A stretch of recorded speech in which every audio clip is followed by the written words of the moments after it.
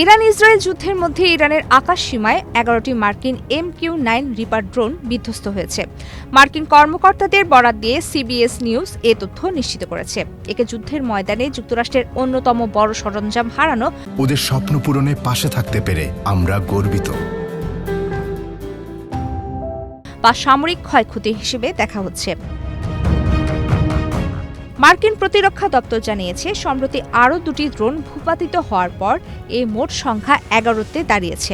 বিধ্বস্ত হওয়া এই ড্রোনগুলোর মোট বাজার মূল্য ৩৩০ মিলিয়ন মার্কিন ডলারেরও বেশি। প্রতিরক্ষা বিশ্লেষকদের মতে MQ-9 রিপার মূলত গোয়েন্দা তথ্য সংগ্রহ, নজরদারি ও নিখুঁতভাবে হামলা চালানোর জন্য ব্যবহৃত হয়। তবে উন্নত আকাশ প্রতিরক্ষা ব্যবস্থা সম্পূর্ণ কোনো দেশের সীমানায় এই ড্রোনগুলো চালানো বেশ ঝুঁকিপূর্ণ। কর্মকর্তারা বলছেন, এই ড্রোনগুলো মূলত সন্ত্রাসবাদী বিরোধী অভিযানের জন্য নকশা করা হয়েছিল, যেখানে প্রতিপক্ষের হাতে শক্তিশালী আকাশ প্রতিরক্ষা ব্যবস্থা থাকে না। কিন্তু ইরানের মতো শক্তিশালী মিসাইল সিস্টেমের বিরুদ্ধে এগুলো অনেকটাই অসহায়।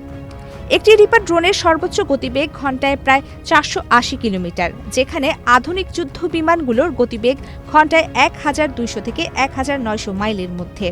ধীরগতির কারণে আধুনিক রাডার ও মিসাইল সিস্টেমের মাধ্যমে এই ড্রোনগুলোকে লক্ষ্যবস্তু করা সহজ হয়ে পড়েছে। ইরানের উন্নত ক্ষেপণাস্ত্র ব্যবস্থার মুখে এই ড্রোনগুলোর বারবার ভূপাতিত হওয়ার ঘটনাটি আধুনিক যুদ্ধক্ষেত্রে ড্রোনের সীমাবদ্ধতা নিয়ে নতুন করে আলোচনার জন্ম দিয়েছে। প্রমিতি কিবরিয়া ইসলাম, বাংলাদেশ প্রতিদিন।